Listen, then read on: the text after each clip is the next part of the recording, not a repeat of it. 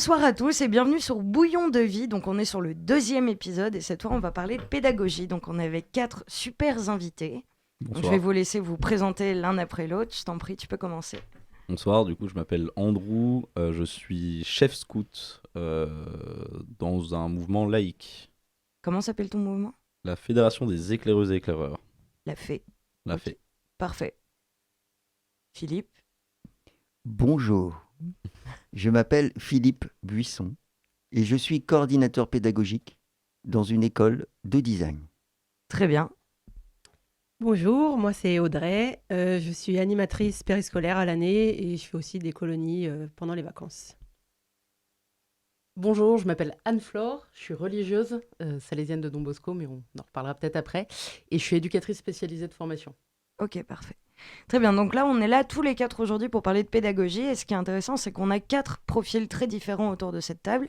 J'ai un peu encadré aussi, donc il est possible que je donne un peu mon opinion. Et donc la première question pour moi, ce serait de savoir déjà comment ça vous est venu chacun l'un l'autre.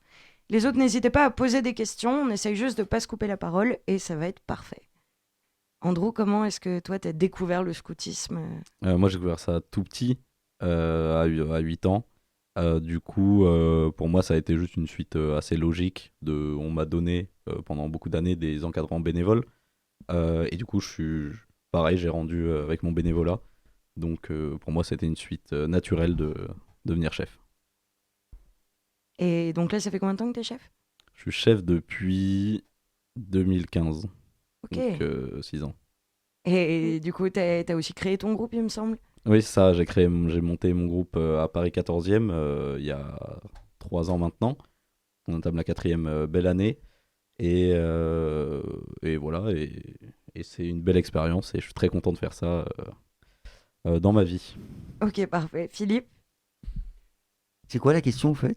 là, tu peux un peu nous expliquer ton parcours Ah ouais. de vie. Alors, en fait, en fait, je suis coordinateur pédagogique à l'école Intuit Lab et j'ai créé des agences, j'ai été salarié dans des agences de design ou de communication. Et en fait, j'ai fait le métier de directeur de création et finalement, c'est venu assez naturellement le fait de transmettre et de travailler avec des équipes. Et ça a été au départ comme un souffle lorsque je travaillais comme directeur de création en agence, un souffle de pouvoir enseigner quelques heures à l'école, Intuit Lab. Je revenais et j'avais l'impression que tout le monde était resté sur place et moi j'avais l'impression de respirer vraiment. Et puis petit à petit, ça a commencé à glisser, ça s'est transféré en fait l'équilibre entre la pédagogie et le fait d'être en agence, on va dire.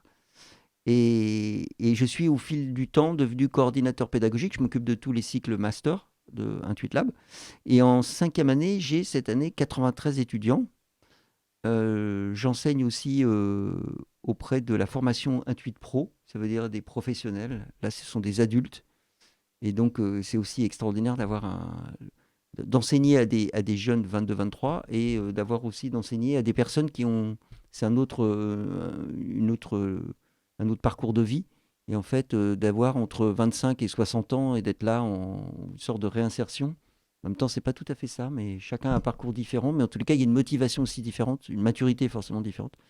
Donc tout ça, pour moi, c'est hyper intéressant parce que ça reste hyper créatif et humain. Mais surtout, c'est incroyable ce que ça nourrit, quoi. C'est énorme. En fait, c'est comme je pense, une fois quelqu'un m'a dit, ah mais je sais ce que tu as toi avec l'école, c'est que t'es un petit peu addict. T'es un peu addict, mais un peu comme quelqu'un qui va faire du théâtre. Vous voyez, il y a des personnes à 90 ans qui montent sur la scène, ils peuvent plus s'arrêter, quoi, en fait. Donc il y a un peu de ça, en fait.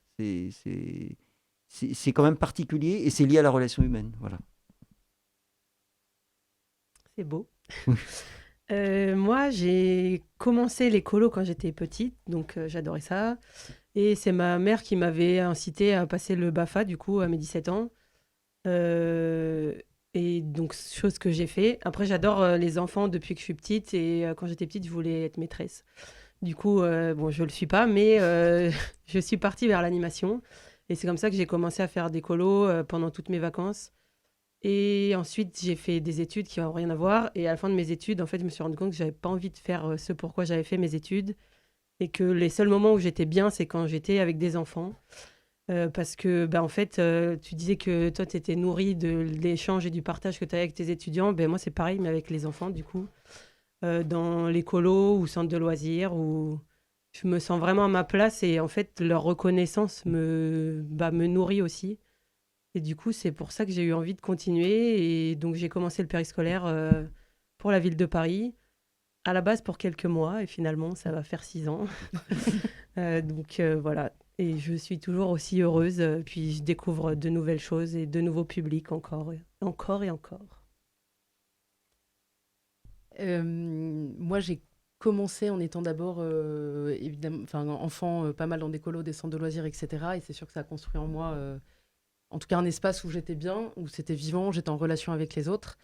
Et puis après, j'ai eu la chance d'arriver dans une aumônerie de l'enseignement public, donc dans un versant d'animation plutôt chrétien, où le prêtre qui était là, alors que j'étais une ado quand même assez rebelle et agitée, voire très rebelle et très agitée, a fait le pari de me faire confiance et de me proposer d'être animatrice.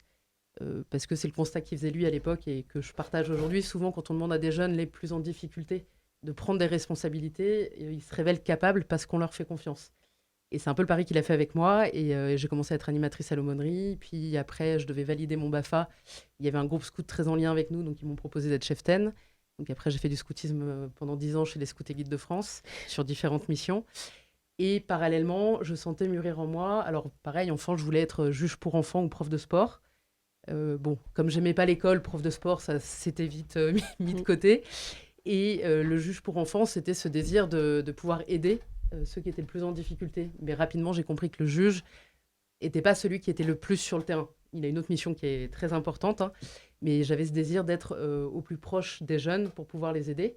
Et du coup, j'ai commencé mes études d'éducatrice spécialisée, avec vraiment, parce que l'éducateur spécialisé peut travailler avec toutes les personnes qui sont en marge de notre société. Donc ça fait plein de personnes potentiellement. Moi, il y a toujours eu cette idée très claire, c'était pour les jeunes et idéalement pour les jeunes placés en foyer parce que dans ma représentation, c'est ceux qui avaient le plus besoin d'aide parce que le quotidien d'un foyer éducatif est quand même rarement complètement joyeux. Et après, c'est joint à ça la question de mon engagement de vie. Et c'est là où ça a été assez coordonné ou cohérent, je ne sais pas trop.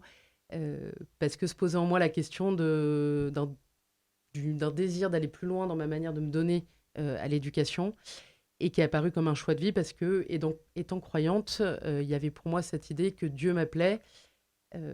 Quoi qu'il en soit, il appelle tout le monde, mais qui m'appelait forcément à quelque chose qui me rendait heureuse.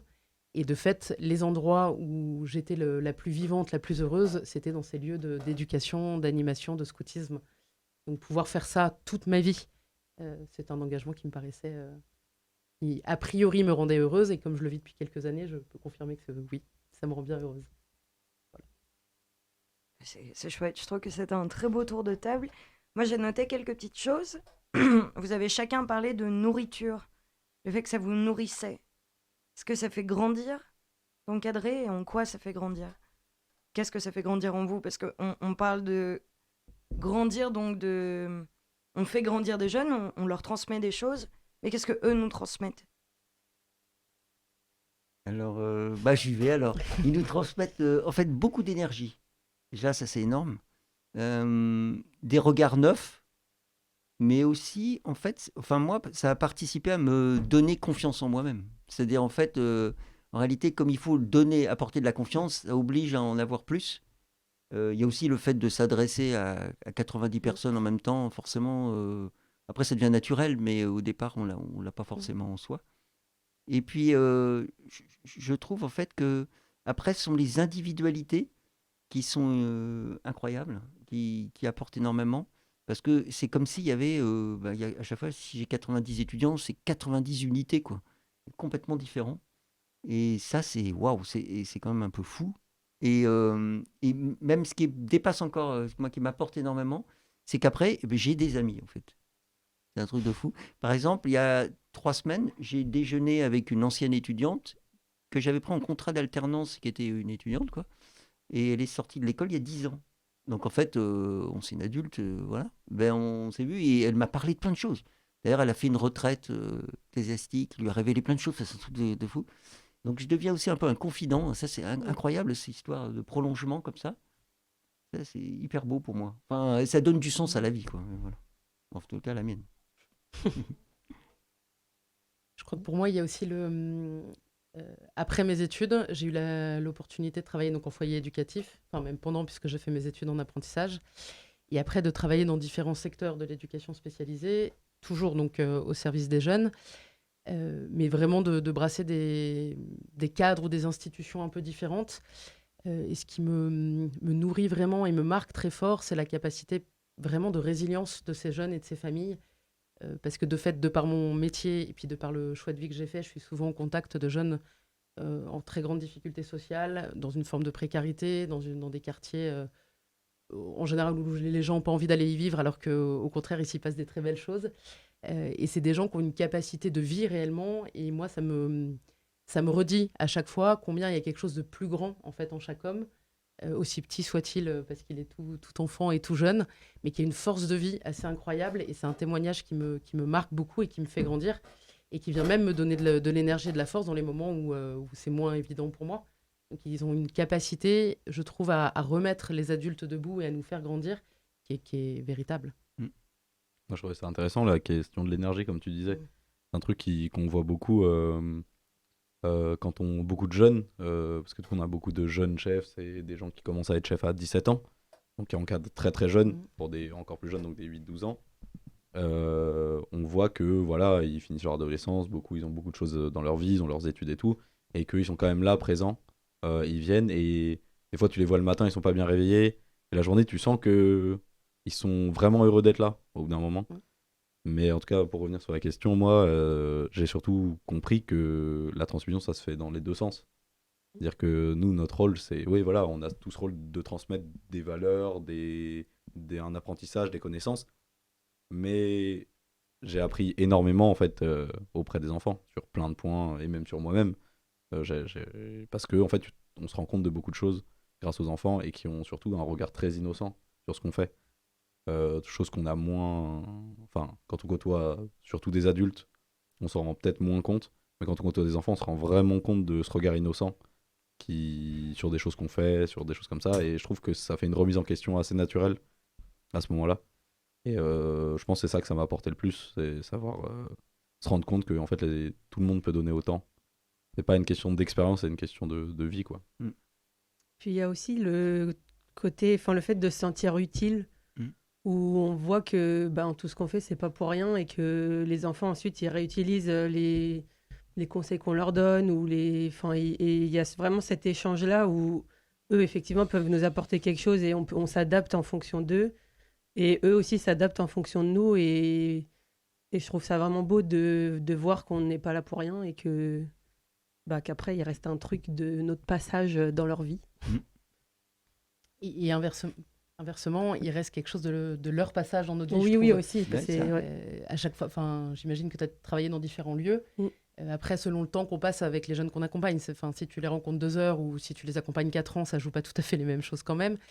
Mais je trouve ça très beau, cette idée que l'éducateur, quel qu'il soit, que ce soit le prof, le chef scout, l'animateur, l'éducateur spécialisé, en fait, il devient éducateur à la forme des jeunes qu'il a accompagnés. Alors évidemment, il y a des formations, tout ça, c'est très bien, mais d'autres formateurs qu'on a au quotidien, c'est ceux qu'on accompagne, que ce soit les élèves que tu rencontres, les jeunes ou les enfants. Il y a quelque chose de...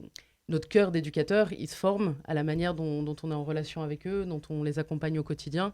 Et je trouve ça... En fait, il nous révèle à nous-mêmes. Moi, il y a beaucoup de choses que je fais aujourd'hui dont je ne me serais pas cru capable. Si on ne me l'avait pas demandé, s'il n'y avait pas eu besoin, s'il n'y a pas un enfant... j'ai des souvenirs avec des enfants tout petits qui ne sont vraiment pas ceux avec lesquels je suis à l'aise. Je suis plutôt très à l'aise avec des ados en pleine crise. Donc les tout petits, ce n'est pas du tout mon univers. La première fois que j'ai dû changer une couche, j'étais quand même vraiment au bout de ma vie. Mais en fait, tu ne te poses pas la question. Ce n'est pas le moment où tu vas débattre avec toi-même de j'y vais pas. Il y a un enfant qui a besoin et tu deviens capable de choses parce que l'autre a besoin. Et je trouve que c'est dans la relation humaine, je trouve ça très très beau. Je plus sois totalement. Ouais, c'est vrai qu'il y a vraiment ce côté-là. Et là, ton exemple que tu donnes avec le plus petit, ça m'a fait pareil quand j'ai commencé à travailler avec des maternelles. Parce qu'au début, j'avais fait que des élémentaires ou des ados. Et j'avais peur vraiment des maternelles. J'avais peur de ne pas savoir faire alors que ça faisait déjà une bonne dizaine d'années que je faisais de l'animation. Et au final, ben, je me suis lancée, puisque de toute façon, pas le choix. Et bah voilà, c'est tout, ça s'est bien passé. Et les enfants me l'ont rendu. Et enfin, il n'y a pas eu de problème particulier, alors que je m'étais fait une montagne du truc. Donc c'est vrai que vraiment, ils sont là et bah, ils sont là, quoi. Et puis ils t'attendent, et puis voilà. Ouais, Ils te transforment. c'est souvent Ouais. les très jeunes qui, comme on se pose beaucoup de questions, parce que Ouais. en fait, plus on descend en âge, plus ça demande d'attention. C'est ça, ouais. Et on se demande si est-ce que j'ai la capacité de le tenir, est-ce Mm. que je vais Ouais, réussir, c'est surtout énorme. sur des groupes qui commencent à être un peu plus. Enfin, avec beaucoup de monde, on va dire. Si t'en as 10 déjà, 15, 20, enfin, ça devient plus du tout Ouais. la même chose. Et c'est vrai que des très petits, moi, même aujourd'hui, je me sens. Il faudrait que j'essaye, ça peut être intéressant, mais c'est vrai que c'est pas les domaines dans lesquels je me sentirais à l'aise. Mais je sais quand même par mon expérience que, effectivement, enfin, de toute façon, je poserai des questions, je serai avec des gens qui s'y connaissent, et à partir de là, je saurai répondre à des besoins, quoi. Mais oui, sur ce que tu disais, ouais, on a des forces à en soupçonner. Moi, je suis une marmotte dans la vie, c'est-à-dire je dois dormir 10 heures. Quand je suis 2 semaines en été Mm. et que je dors après eux et que je me réveille avant eux, 10 heures, je le fais en 2 jours. C'est plus la c'est même ça. chose et je me rends compte que j'arrive à le tenir. Mm. Et aussi parce qu'après la journée, je suis avec eux. Il faut continuer, on n'est pas là juste pour s'amuser. En plus, nous, on a vraiment ce projet dans le scoutisme. Enfin, je dis pas qu'il n'y en a pas dans les autres, hein, c'est pas ça que je veux dire, mais il y en a vraiment dans le scoutisme, ce projet. Ça nous tient à cœur d'avoir vraiment des objectifs précis dans nos Mhm. activités qui servent vraiment à leur apprendre des choses, des valeurs, des connaissances. Et du coup, tu sais que ça, bah, il faut le remplir. L'objectif principal, c'est qu'ils s'amusent quand même, parce que voilà, ils vont quand même en vacances 2 semaines en été. Le but, c'est qu'ils se sentent bien et qu'ils s'amusent, mais derrière, on rajoute un truc et ces objectifs-là, Mais ça nous rien tient n'est vraiment à gratuit. cœur d'y aller. Ouais, c'est ça. Rien n'est gratuit. Tu peux pas juste faire une activité parce que tu as envie de faire une activité. Il faut qu'il y ait un objectif pédagogique derrière. C'est ça que Ouais. tu. Et ça, c'est le cœur de nos formations. Beaucoup de jeunes, on va dire de 17, 18 ans, ils se rendent pas compte de ça. Mm. Parce que même s'ils l'ont vécu eux-mêmes, ils se rendent pas compte de tout ce qu'il y avait derrière, évidemment. Et ça, c'est un des cœurs de la formation. On se rend compte que, voilà, au début, on se dit, ah, mais on fait ça juste pour les amuser, pour les occuper.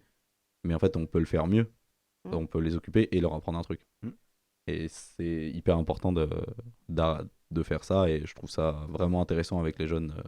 Et je pense que c'est ça qui te donne cette responsabilité, te donne l'énergie de se lever et d'y aller, quoi. Et puis que c'est un pari, enfin, si on y réfléchit bien, on peut être animateur ou chef, voilà. À partir de 17 ans, c'est quand même hyper jeune. Mm. Et donc, on confie à des jeunes ados, quand même, globalement, parce que dans les cases de sociologie, à 17 ans, tu es pleinement ado aujourd'hui. On leur confie la responsabilité de ce qu'on a de plus précieux dans la société. Donc, il y a à la fois un pari de confiance qu'on fait avec ces jeunes ados, alors qu'ils sont formés, accompagnés, ils sont pas, on les laisse pas partir tout seuls à l'arrache, et heureusement. Mais que ce soit les mouvements scouts, que ce soit les colos, que ce soit les parents, on fait le pari de se dire, on confie des enfants, donc ce qui nous est précieux et fragile, à d'autres qui sont plus grands, mais quand même pas infiniment plus grands, quoi. Mhm. Et il y a un vrai pari, je trouve, dans notre société là-dessus, que je trouve très beau et qui est vrai en France et pas partout forcément dans le monde. Il y a d'autres pays où les chefs scouts sont beaucoup plus vieux et ça apporte certainement d'autres choses. Mais je trouve ça hyper intéressant de se dire que dans notre pays, on ose faire confiance à ces jeunes ados pour aller transmettre, et puis on voit en tout cas chez nous comment ça nous a mis en mouvement pour grandir nous-mêmes après dans Mhm. d'autres responsabilités. Donc c'est un pari qui est plutôt bénéfique et pour les petits et pour les jeunes ados pas encore complètement matures et complètement adultes, quoi. Et toi, Philippe, est-ce que tu as encadré par exemple des adolescents ou des enfants à une période de ta vie? Non, pas d'enfants ni d'ados. Et tu te retrouves dans ce qui est dit là? Ah ouais, clairement. En fait, moi, je vois la population que j'ai, elle a 22, 23 ans à peu près, ou 24 ans, quoi. Donc, ce sont des jeunes adultes. Et moi, tout mon objectif, c'est de les sortir de leurs réflexes scolaires, parce qu'ils ont été vraiment dramatiquement formatés par l'éducation nationale. Donc, l'idée, c'est de tout casser, au fait. C'est un peu l'idée. C'est l'idée. Donc, en fait, il n'y a plus de cours, il y a des labs. Ensuite, on travaille ensemble. Le premier truc, c'est le plaisir. S'il n'y a pas de plaisir, il ne peut rien avoir. Et ensuite, il y a des thématiques qui sont assez ludiques, qui peuvent les emmener vers le dépassement ou les idées. Comme par exemple, on les met sur la saga des James Bond et chaque groupe capte à un film de Bond. Et à partir de là, il faut qu'ils restituent ça par la manière qu'ils veulent. Donc il y a des spectacles incroyables, il y a des choses hallucinantes.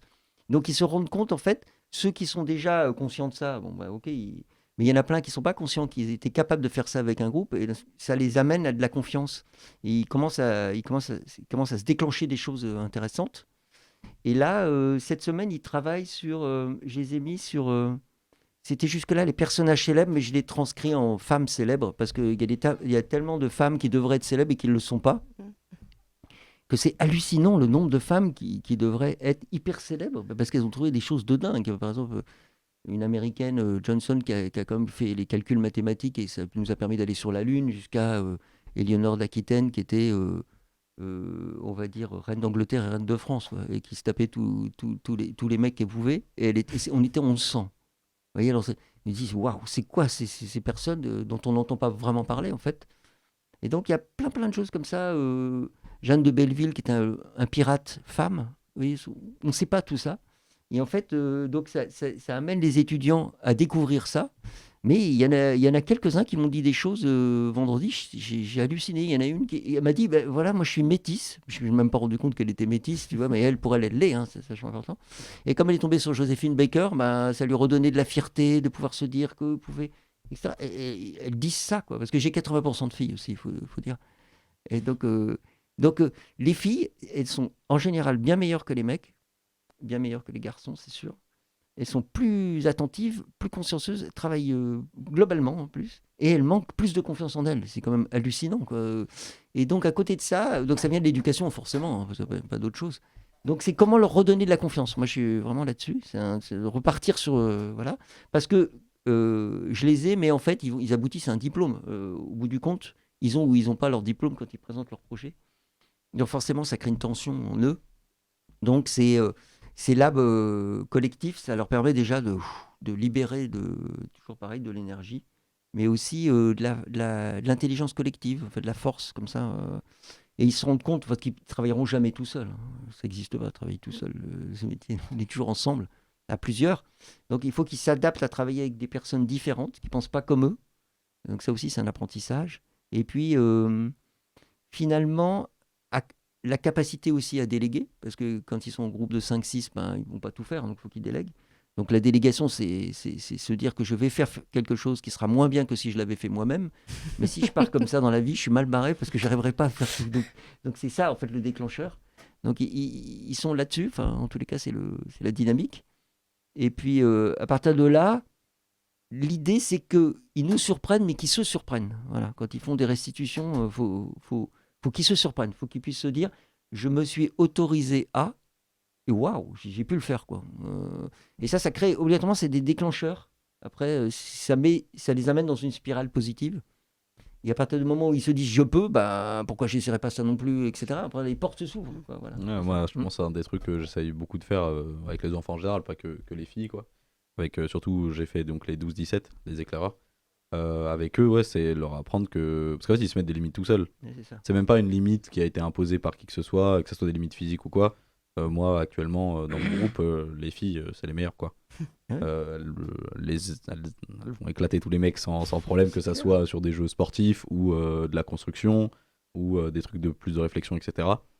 Parce qu'elles ont pris le temps de réfléchir, etc. Et du coup, on voit que ça dépend toujours des profils des gens, mais que en fait, ils ont des ressources. Et le défi aussi, quand on est encadrant, c'est de faire en sorte de pas les restreindre eux à certaines choses, parce qu'on a vu ça pendant une période.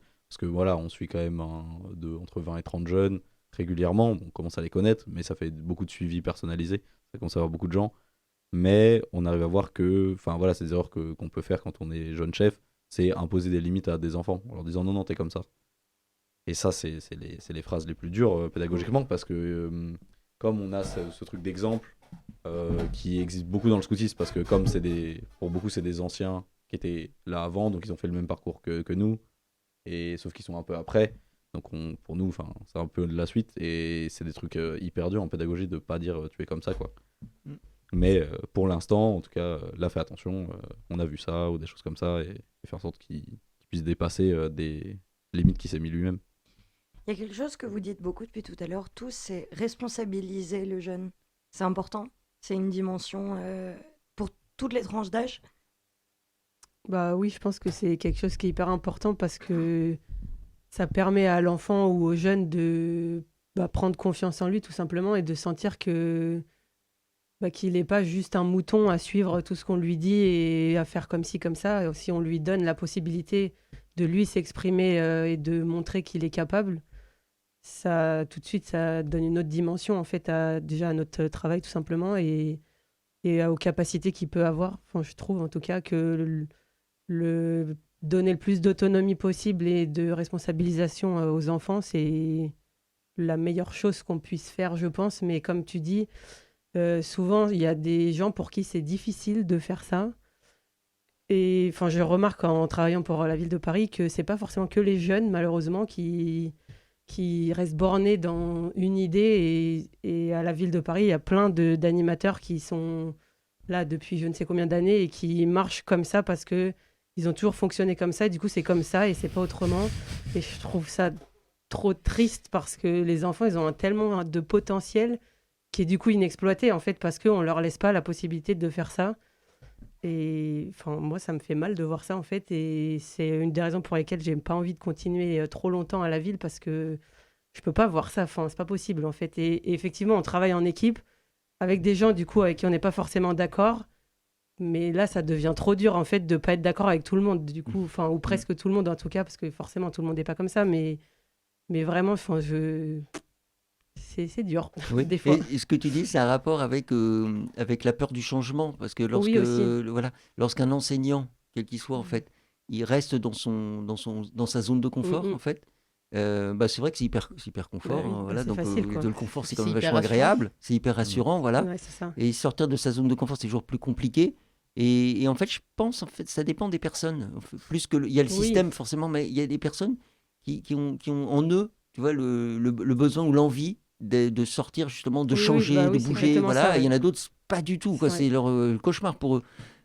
Donc, je pense que c'est ça aussi qui doit jouer, qu'on doit retrouver partout. Hein. Tu dois le Ah retrouver oui. toi aussi, oui. Il y en a Ah oui, là, mais moi, pour moi, c'est pas un problème de. Enfin, les gens sont bornés, mais moi, pour moi, c'est un problème de remise en question en général. Oui. Parce qu'en plus, quand c'est des gens qui sont là depuis très longtemps dans le milieu, pour moi, c'est les premiers qui devraient se remettre en question parce que les enfants, ils ont changé. Enfin, moi, ça fait que 6 ans que je suis chef. Les enfants que j'avais il y a 6 ans, ils sont pas tout à fait pareils que ceux d'aujourd'hui parce que le monde, il évolue. Ils ont pas grandi pareil. Et du coup, les outils, pour moi, ça s'adapte. Enfin, il faut savoir pourquoi l'outil est utilisé et est-ce qu'il est encore utile. Je veux dire, il y a des outils qui servent plus à rien, surtout nous, dans un truc très traditionnaliste, qu'est le scoutisme, un truc qui a une tradition très vieille. Voilà, il faut savoir qu'est-ce qui est une tradition pour des symboles ou des choses comme ça qui est beau, c'est beau la symbolique, mais est-ce que c'est toujours utile? Est-ce que ça apporte vraiment quelque chose ou ça dessert quelque chose? Et surtout avec les enfants maintenant. Voilà, il y a plein de sujets sur ça dans le scoutisme, mais voilà. Mais pour revenir juste à ce que tu demandais pour la responsabilisation, moi je pense pas que ça soit automatiquement, enfin, ça soit forcément à nous de responsabiliser. Moi j'ai des enfants qui se responsabilisent tout seuls. En fait, pour moi je leur laisse la porte à ce qu'ils fassent. Je leur donne des possibilités pour certains qui sont peut-être un peu plus en retrait ou que pour leur donner confiance, mais pour moi c'est pas un truc automatique. Il y a des enfants, ils ont du leadership. Ils vont arriver dans un groupe, ils vont se responsabiliser tout seuls en fait. Et pour moi, du coup, là, mon travail à moi, c'est de faire en sorte qu'il soit dans le meilleur cadre possible et que ça peut aussi devenir toxique pour lui, mais il faut faire attention à ce qu'il fasse ça de la bonne façon. Et en fait, c'est même plus moi qui le responsabilise, c'est juste que je lui ouvre la porte à ce qu'il continue à le faire. Mais lui, naturellement, c'est son truc, quoi. Et il y en a d'autres, on les pousse un peu parce qu'ils peuvent le faire. Et donc voilà, donc pour moi, c'est pas responsabiliser les enfants, c'est pas un truc pour tout le monde. Il y en a qui vont le faire tout seul, il y en a qui. D'ailleurs, c'est pas du tout fait pour eux. Il y a des gens qui ils aiment pas. Après, c'est responsabilisation à différentes échelles, évidemment. Il y en a qui aiment pas prendre le lead. C'est ça la question pour moi, parce que le leadership et responsabilisation, c'est deux concepts différents dans le. Parce que pour qu'il y en ait un qui ait du leadership, il faut que d'autres soient bons suiveurs. Sinon, le leadership, il va quand même se retrouver tout seul, le gars ou la fille. Donc, ça demande une question d'analyse groupale de comment les enfants vivent ensemble et pourquoi et comment. Et les rôles peuvent changer parfois, et ok. Mais la question de la responsabilisation, pour moi, elle est essentielle. Et dès qu'un enfant grandit, c'est ce principe-là qu'il assume avant même de nous connaître dans les différents cas dans lesquels nous, on peut le rencontrer. S'il n'y a pas cette dimension de... Parce que la responsabilité, elle fait grandir quand elle est ajustée à la personne. La responsabilité qui va être trop lourde ou pas ajustée, elle va écraser et elle va pas permettre à la personne de se construire, que ce soit un enfant ou un adulte. Et de fait, la question pour moi de l'éducation, c'est de se dire, OK, quel est le pas que cet enfant, cet ado, cet étudiant peut faire aujourd'hui et qu'on le fasse ensemble. Parce que la responsabilité, si l'adulte référent est pas à côté pour l'aider à avancer ou fait à sa place, c'est pas une vraie responsabilisation. Et c'est hyper, enfin c'est un espèce d'art très subtil parce qu'il n'y a pas de réponse unique de tous les enfants à 11 ans et 3 jours, ils ont besoin de ça. Ce serait hyper pratique, mais ce serait un petit peu inquiétant quand même. Et du coup, ça demande cette question de la connaissance de l'autre, du temps dans la relation, pour se dire, OK, cet enfant-là, il a besoin de quoi? Et aujourd'hui, pas dans 2 ans, pas maintenant, même si on a un objectif à plus long terme, parce qu'on voit qu'il est un peu timide, il est un peu renfermé, ou OK, on aimerait bien qu'il prenne sa place et qu'il anime une veillée. Bah, avant qu'il arrive à ça, quelles sont les étapes par lesquelles on passe pour qu'il puisse arriver à ça? Si c'est un objectif qui nous semble bon avec lui. Mais tous sont pas à devenir super animateurs de veillée ou super créatifs ou super. C'est comment révéler ce qu'il y a en eux et comment les talents naturels, parce qu'on en a tous, peuvent jaillir et éclore et comment nous on peut accompagner ça. Et je crois que la responsabilisation là-dessus, elle est au service de ça en fait. Et qu'il y a aussi un autre enjeu qui est important pour moi là-dedans, mais je fais un petit détour historique. La congrégation dans laquelle je suis a été fondée par un prêtre italien qui s'appelle Jean Bosco au moment de la révolution industrielle, donc dans les années 1850, enfin 40-50 en Italie, dans le Piémont. Et il avait plein d'enfants, donc des petits de 8-9 ans, qui arrivaient plutôt des zones rurales à la ville pour trouver un travail pour la journée, pour survivre et ensuite pouvoir donner au reste. Donc souvent l'aîné de la fratrie, qui était schématiquement assez nombreuse à l'époque. Donc c'était des formes de migration locale. Et ces enfants-là étaient à la merci des patrons dans la ville. Enfin, ils vivaient n'importe comment, ils étaient exploités, violentés, etc. Et Jean Bosco, en passant dans une prison où ces enfants étaient emprisonnés parce qu'ils volaient pour manger, il s'est posé la question de dire, mais en fait, si ces enfants-là avaient eu un adulte, avaient eu un ami avant pour leur permettre de vivre autrement, peut-être qu'ils n'en seraient pas arrivés à devoir voler et du coup à être emprisonnés. Parce que globalement, être en prison à 8 ans, c'est pas dingue comme horizon de vie, même à l'époque. Et il a posé cette question de ce que nous, on appelle la prévention, ou à l'époque, dans un système très répressif pour tout le monde, pour toute la société, et plus particulièrement envers les enfants, parce qu'on n'avait pas ce concept d'enfant, de psychologie de l'adolescent. En fait, l'enfant était un mini-adulte, et puis il avait qu'à se taire et faire comme tout le monde. Et lui a posé ce système éducatif qui repose sur 3 piliers qui sont pour nous essentiels, et que moi, je retrouve dans ce que vous partagez. Alors, vous êtes dans 3 expériences assez différentes. Ce préalable de dire qu'un enfant est toujours capable de raison. Donc quand on lui explique, il est capable de comprendre, mais c'est à l'adulte de lui expliquer de la bonne manière, parce qu'on ne va pas expliquer de la même manière à un ado de 15 ans qu'à un enfant de 3 ans. Sinon, c'est sûr que l'enfant de 3 ans, il ne comprendra pas, et peut-être même que l'ado de 15 non plus. Il y a cette question donc de raison, il y a cette question de confiance et d'affection, c'est-à-dire que s'il n'y a pas de lien affectif, si on ne connaît pas l'autre, on ne peut pas être un adulte de référence et ça ne peut pas compter dans l'éducation du jeune et le jeune parallèlement dans la vie de l'éducateur. Et il y a cette question, alors à l'époque, qui était traduite par tout ce qui était religiosité, mais qu'on peut voir plus largement comme ce sens en fait de la vie et du pourquoi on est là. Il y a ça en chaque homme, quel est le sens de ma vie, et pourquoi je suis là, comment ça s'explique, quel que soit le mot qu'on mette derrière.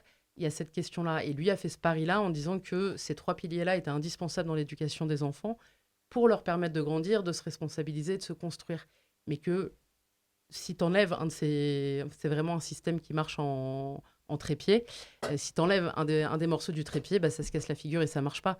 La responsabilisation, elle repose sur la confiance qu'on peut faire à l'enfant et à ses talents. S'il n'y a pas cette confiance-là, on ne construit pas grand-chose derrière, quoi.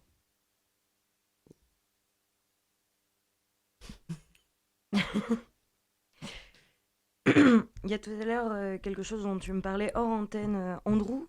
C'est que toi, depuis quelques années, il me semble, tu es formateur.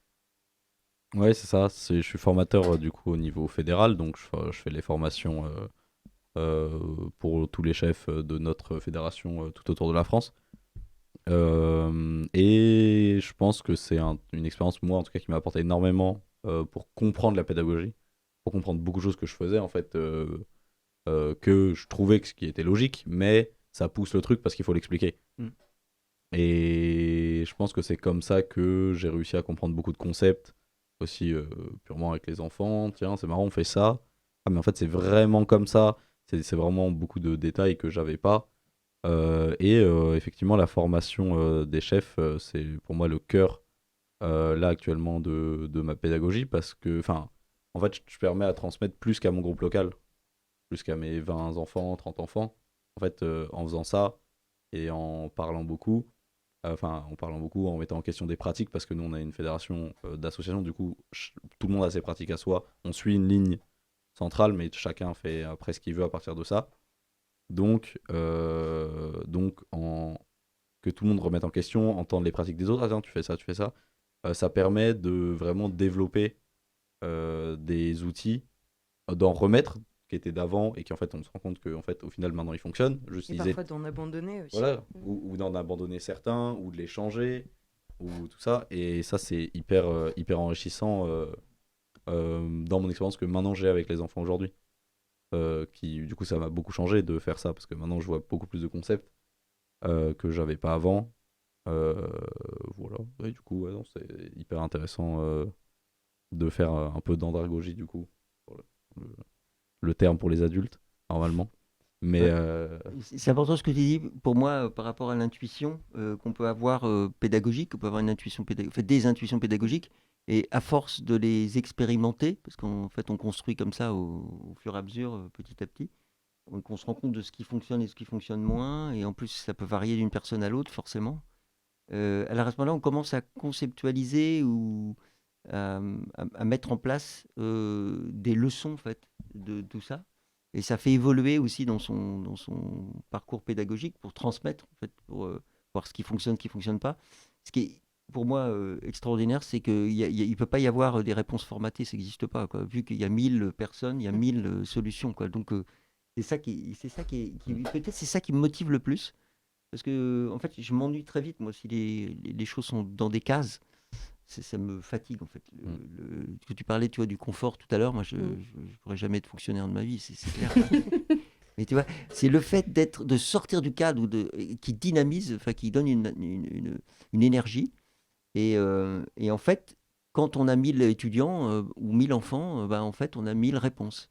Mais il y a quand même des bases. Voilà, c'est ces bases-là qui sont intéressantes. Et c'est souvent ça que, c'est ça, en fait. que quand on commence à entrer dans la remise en question de ce qu'on fait, attention, est-ce que je suis dans le confort justement, est-ce que je fais ça machinalement, qu'il faut pas oublier on a une base de trucs qui a une raison d'être et qu'il faut comprendre. Et je trouve que c'est à partir de là qu'on arrive à développer des nouveaux outils. C'est en connaissant vraiment la base de pourquoi, je sais pas, nous on a 2 tranches d'âge par exemple, pourquoi on a les 8-12 et on a les 8-11 et les 12-17. Enfin voilà, il y a plein de raisons comme ça. En fait, il faut les comprendre, ça rentre dans le cœur de notre pédagogie et à partir de là, on peut créer des nouveaux outils. Parce que en fait, les outils, il y en a 1 milliard. C'est pareil, en fait. Même tout ce qui a été développé, la pédagogie, c'est pas un truc qui est nouveau, quoi. Et il y a eu beaucoup de choses qui ont été faites, que ça soit dans son cadre ou dans un autre cadre.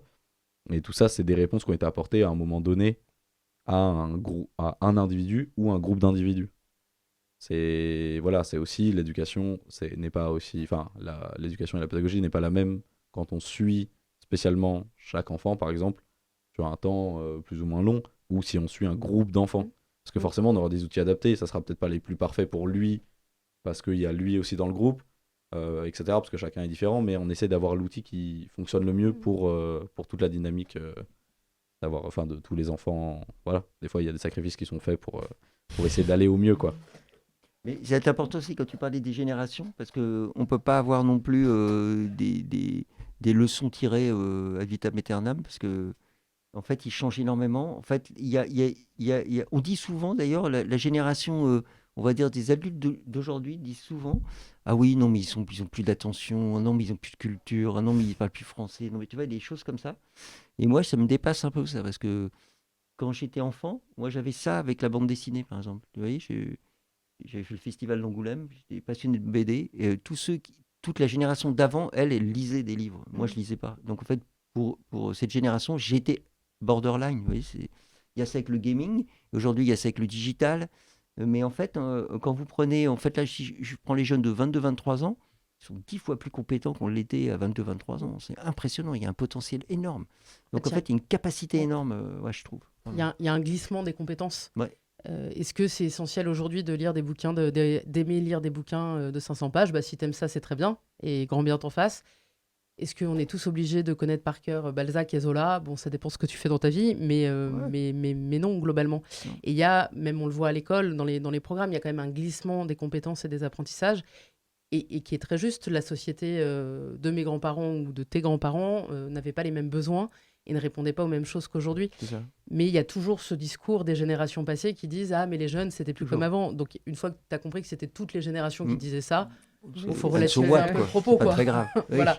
Après, il y a des vraies études sociologiques, parce que du coup, j'ai repris des études cette année, donc je me prends de passion pour la sociologie. Ouais, c'est super passionnant, c'est génial. Non, il y a des choses intéressantes là-dedans. Autant j'ai Ah pas ouais. d'amour particulier pour la statistique, autant ça vient montrer, ça vient te donner une idée du phénomène qui se produit et d'essayer d'aller le décortiquer derrière.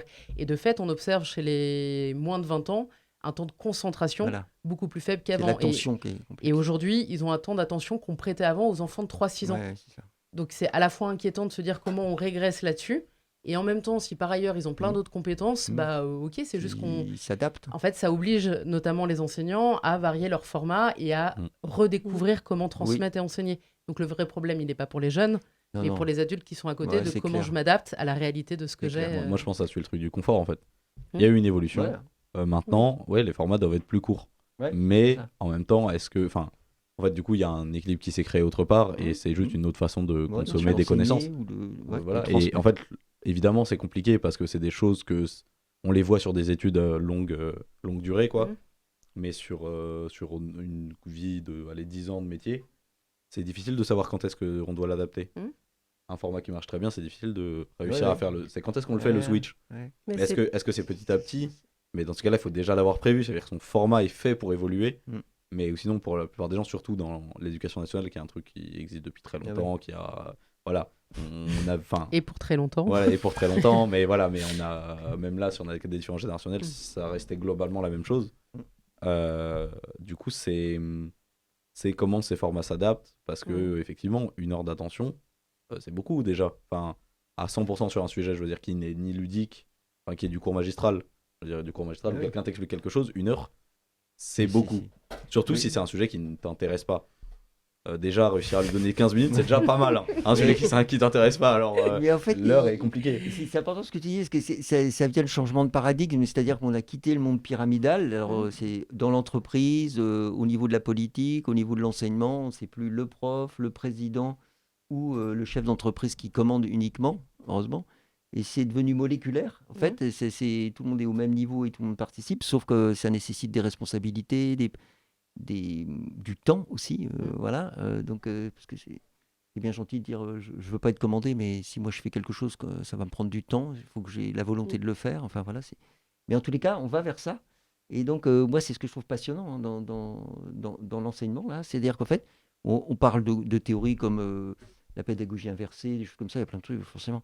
Mais en fait, je me méfie un peu de tous ces espèces de principes un peu bateaux comme ça. Enfin, ils sont intéressants hein, parce qu'ils font évoluer, ils bougent. Mais dans la vraie vie, quand on transmet, ça ne marche pas tout à fait comme ça, en fait. On prend des éléments de tout ça, mais en fait, c'est du relationnel. En fait, c'est vraiment réellement du surtout adulte-adulte, on va dire, comme relation. Parce que moi, mes étudiants, oui, ils ont souvent du mal à me tutoyer, mais je leur demande de m'appeler par mon prénom quand même, puisque moi, je leur dis tu, et pourquoi ils ne me diraient pas tu? Enfin, c'est complètement débile. C'est avoir une relation adulte-adulte. Et en fait, ils l'ont pratiquement tous. Il y en a une à la rentrée qui ne l'a pas eu. Je me rappelle, elle a commencé à pigner parce que c'était trompée de classe, je ne sais pas quoi. Enfin bon, bref, je ne veux pas ce détail. Et à un moment, je me suis dit, mais je lui explique le truc. Je sentais qu'elle ne comprenait pas parce qu'elle était en autoblocage. Et je lui ai dit, attends, je sens que ça ne va pas le faire si tu restes comme ça. Parce que là, tu es en train de faire l'enfant et moi, je suis obligé d'être le parent. Donc, je suis désolé, mais c'est pas comme ça qu'on fonctionne. Et en fait, après, elle est revenue une semaine après, vraiment dans la bonne classe. Voilà. Et c'était effacé, hein, totalement. Ça avait disparu. En fait, et donc, il n'y en avait qu'une sur 93. Donc en fait, ils sont déjà dans un mouvement comme ça, mais je pense aussi que c'est lié au fait qu'ils soient dans la création, parce que la création, ça oblige ça forcément, parce qu'en création, on regarde jamais les rétroviseurs, on regarde devant. Donc déjà, ça forme dans la vie, parce que on regarde pas. Donc l'échec n'existe pas. On est juste on essaie des choses pour construire. C'est comme ça que fonctionne l'esprit créatif.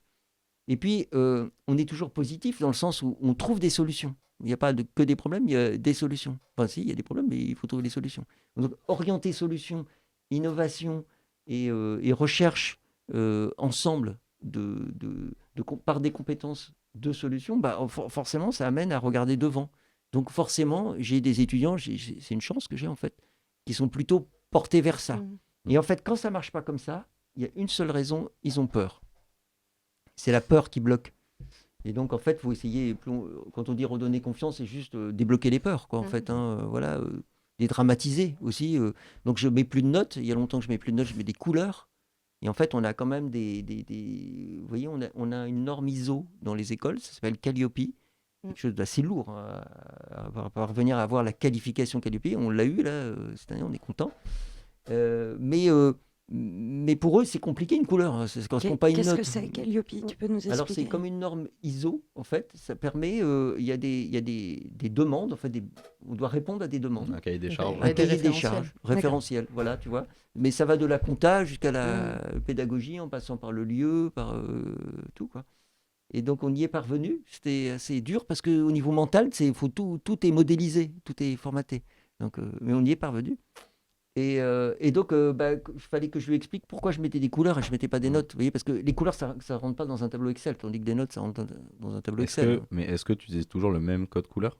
Alors oui, en fait, je suis tout simplement vert, orange, rouge. C'est juste pour leur dire, ce n'est pas une fin en soi, c'est la photographie de là où vous en êtes. Tu vois, donc comme ça dédramatise, parce que sinon ils sont bloqués.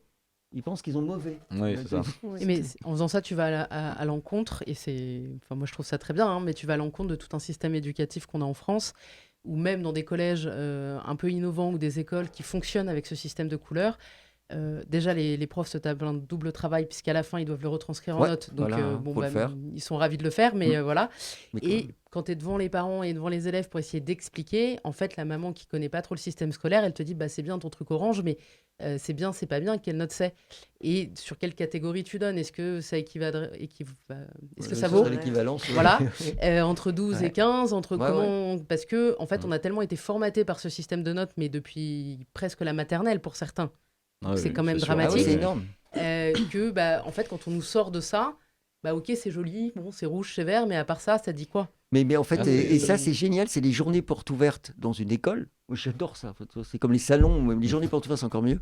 Parce que c'est les parents, en fait. On s'adresse pratiquement plus aux étudiants, on s'adresse aux parents. Mais donc... c'est marrant parce que toi, tu as quand même des jeunes adultes. Ouais, j'ai des jeunes Parce que je veux dire, dans un lycée, dans un truc où des BTS, c'est souvent des sorties de bac direct. Et là, les parents, ils viennent parce que, tu vois, pour eux d'abord, c'est une école privée. Donc, en fait, il y a un investissement, déjà.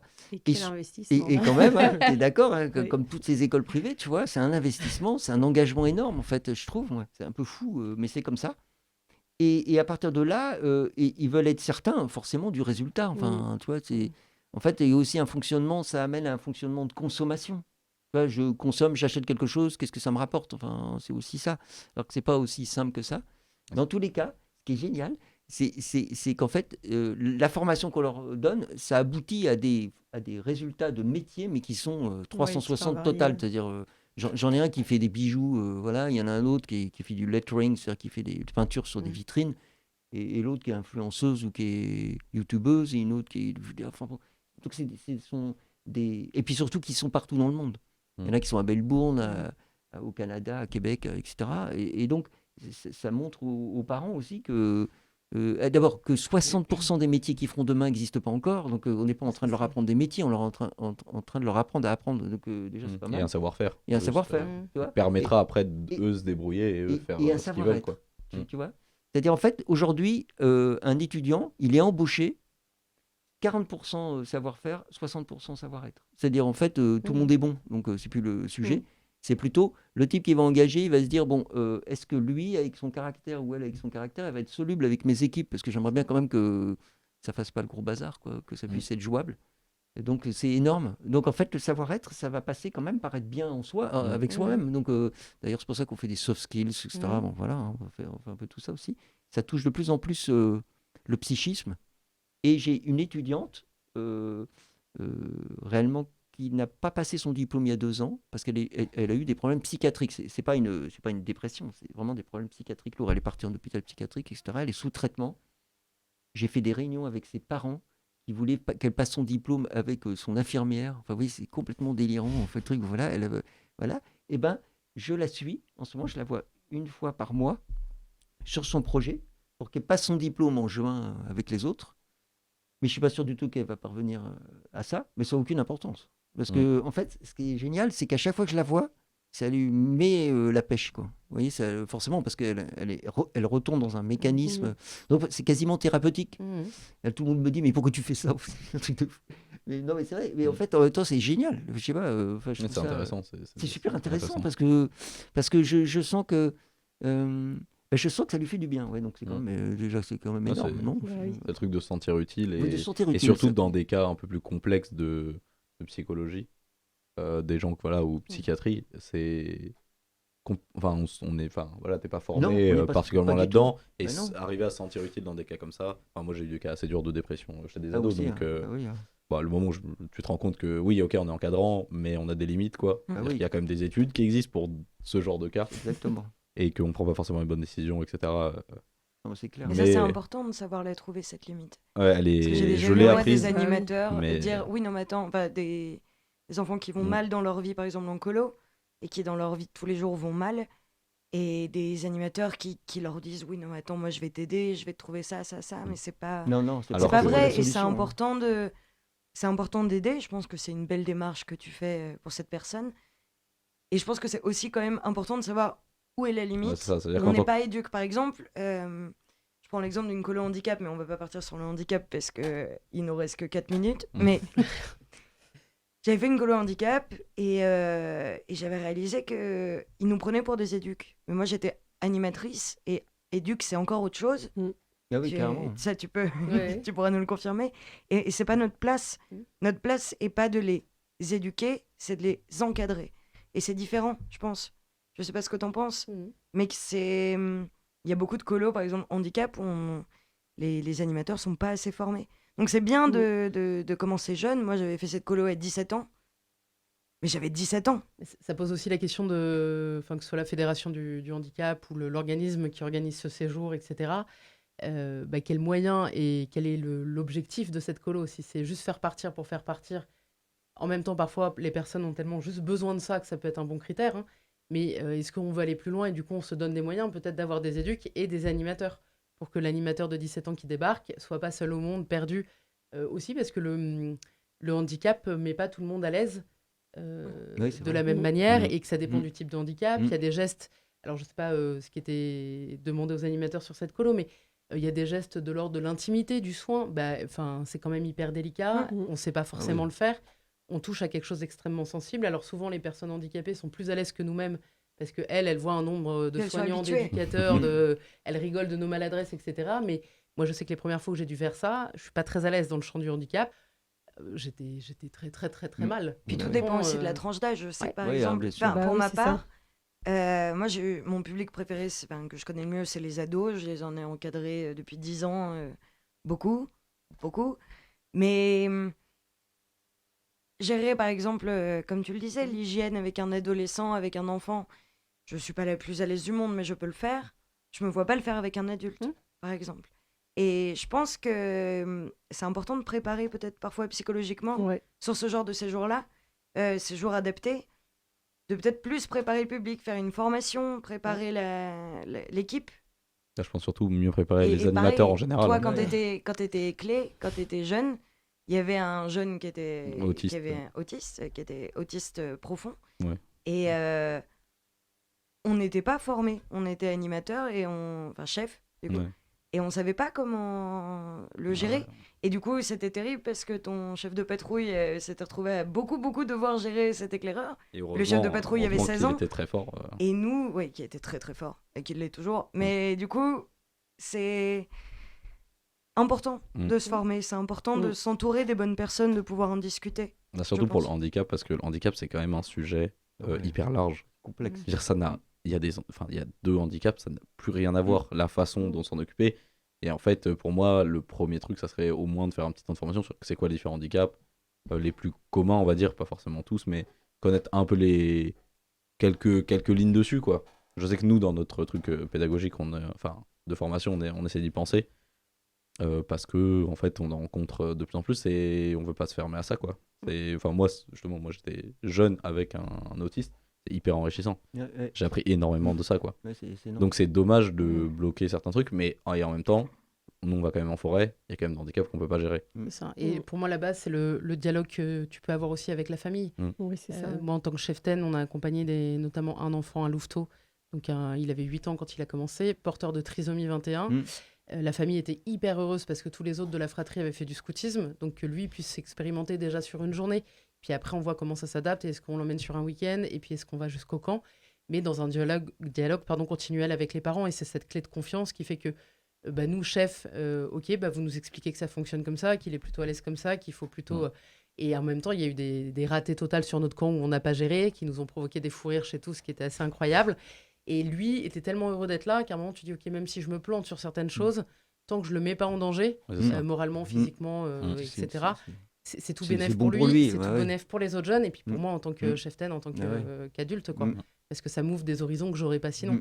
Mais cette clé, c'est le dialogue avec les parents qui, là, pour le coup, est possible dans le cadre du scoutisme, les moins sur une colo one-shot l'été. Voilà. Bien sûr. Mais c'est hyper important, ce Je travail-là. suis pas trop d'accord, du coup, avec ta dernière phrase, parce que moi, j'ai fait beaucoup de colos pour un organisme où on partait, du coup, c'était tout l'été, mais c'était plusieurs colos sur l'été, en fait, mais on restait au même endroit. Et il y avait, entre autres, 2 enfants autistes qui venaient, et ils venaient que pour une semaine au final. Mais après, ils revenaient d'année en année, donc forcément, on créait un lien. Mais moi, la première année que je les ai connus, du coup, je les connaissais pas du tout avant. Et pareil, il y avait eu ce rapport avec les parents qui nous avaient bien expliqué comment fonctionnait leur enfant, etc. Mais du coup, l'enfant s'était complètement épanoui. Et pourtant, je le connaissais, cette enfant, je la connaissais depuis une semaine et j'avais l'impression de la connaître depuis toujours. Et c'était trop beau. Et du coup, je trouve que, effectivement, quand tu connais les gens sur le long terme, il y a une autre relation qui s'installe et tu peux créer d'autres choses. Mais même sur une courte période, en fait, tu peux déjà créer des trucs, mais tout en étant ouvert à te former, justement, et en tout cas ouvert aux informations qu'on peut te donner. Parce que si tu fais comme si tu savais tout faire, là, c'est sûr que ça ne fonctionne pas. C'est pas possible. Et c'est étonnant aussi quand tu parlais de la trisomie. En fait, j'ai été élevé avec un enfant trisomique, tu vois, de la famille, en fait, qui était là. Et donc, j'ai passé mon enfance avec lui, entre autres, mes cousins, mes cousines, etc. Et on était habitués à complètement être ensemble. Donc, il avait une habitude du comportement, voilà. Et après, le handicap ne devenait pas un problème au niveau de la trisomie, par exemple, pour moi. Tu vois, en fait, il y a souvent, c'est par la méconnaissance qu'il y a de la peur, en fait, ça crée des blocages. C'est la question de la gestion et de l'autonomie de l'enfant, et de l'hygiène, et de... Quand on parlait de responsabilisation tout à l'heure, et de quel pas lui il peut faire aujourd'hui, évidemment, il faut avoir une attention encore plus grande, et la charge qui est confiée au chef de patrouille ou de CISEN. Parce que quand même, c'est pas tout à fait lambda. Non, c'est pas lambda. C'est pas lambda. Qu'est-ce qu'on met en place pour que ce soit possible? Mais ce qui est intéressant, c'est de se dire comment on le rend possible. Oui, clairement, vous voyez, à l'école, par exemple, ça arrive qu'on ait des malentendants. Donc jusque-là, ça m'est arrivé d'en avoir, ça s'est toujours bien passé. Avec le masque, il ne lisse plus les lèvres. Ah oui, ça doit être. Donc c'est un gros, ça amplifie le handicap.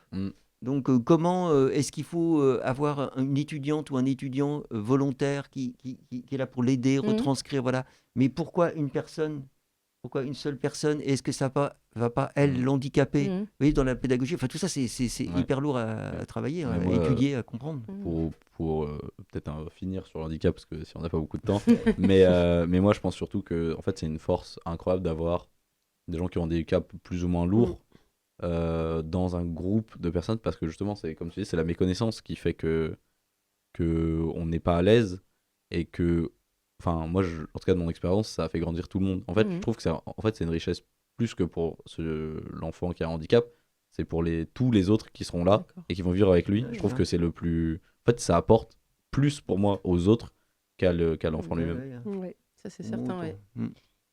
Alors, je vais me permettre de mettre fin à cet épisode. J'en suis désolée, ça mériterait peut-être un épisode 2, si ça vous intéresse. Il y a encore plein de sujets. Parce que moi, j'ai encore énormément de sujets à aborder qui me viennent en tête depuis tout à l'heure. Merci beaucoup. Avec plaisir. Avant de mettre fin définitivement à cet épisode, est-ce que vous avez encore quelque chose à dire, messieurs, dames? C'est très officiel. Je ne sais pas, est-ce que vous avez quelque chose à conseiller, un livre, une chaîne? Est-ce que vous avez un conseil à donner à quelqu'un qui va passer son BAFA et qui se pose des questions, ou quelqu'un qui a envie de devenir éduc, ou quelqu'un qui a envie d'être prof, ou quelqu'un qui a envie de rejoindre on a des formations le scoutisme au top. Je vais faire une page de pub pour un livre qui s'appelle Faire grandir les talents de nos enfants. On parlait de talent et de confiance tout à l'heure. C'est un peu de l'auto-promotion, mais on a un collectif de frères, sœurs salésiens, salésiennes, de familles et de jeunes à avoir coécrit ce livre. Je crois qu'on est une quinzaine, avec vraiment cette question du talent, de l'intelligence multiple, de comment on peut faire fleurir ça chez les enfants. Et ce livre est vraiment à destination, évidemment, des parents en premier lieu, donc il est vraiment adressé aux parents, mais à tous les éducateurs, avec ce pari de dire, quand on prend le temps de faire un pas de côté, d'observer l'enfant et de se mettre à sa hauteur, en fait, on découvre des trésors et c'est ça qu'il faut accompagner. Donc voilà, vous pouvez le retrouver dans toutes les bonnes librairies. Toutes les bonnes. Oui, voilà, on dira pas lesquelles du coup, mais toutes les bonnes. Non, mais même en grande librairie, aussi sur Amazon, mais vous n'êtes pas obligé d'acheter sur Amazon. Mais du coup, même dans les petites librairies locales, normalement, vous le retrouvez. Merci beaucoup Anne-Fleur. Audrey, est-ce que tu as quelque chose à nous dire? Moi, un simple conseil pour les gens qui veulent se lancer dans l'animation, ne cessez jamais de vous former et de vous remettre en question, parce que c'est très important. C'est un très beau conseil et très vrai. Audrey. Philippe. Il ne faut pas avoir peur d'être heureux, parce que je pense, en fait, pour ça, il faut se dire, tiens, j'ai une main. Vous voyez, lorsque vous cassez le poignet, vous vous rendez compte que vous avez une main qui sert à quelque chose, mais vous n'avez plus conscience de ça. Et en fait, il faut avoir tout le temps conscience que c'est incroyable de vivre. Donc déjà, pour moi, soyons heureux, c'est énorme, parce qu'en fait, c'est un vrai moteur après pour apprendre, comprendre, transmettre, etc., quoi. Hyper dur de passer. Vas-y, je t'en prie. Andrew, c'est ton tour maintenant. Non, mais un peu dans la même veine. Moi, je pense qu'il faut aujourd'hui pas oublier la tolérance et la bienveillance. Et je pense que c'est ce qui va aider tout le monde à grandir et à avancer tous ensemble. Et bien maintenant, je dois passer après vous quatre. Merci beaucoup pour ce moment. Merci beaucoup pour cet épisode qui était vraiment très intéressant. Et merci beaucoup d'avoir regardé Bouillon de vie. Et à un prochain épisode, j'espère. Merci. À bientôt. Merci, À au bientôt. revoir. Au revoir.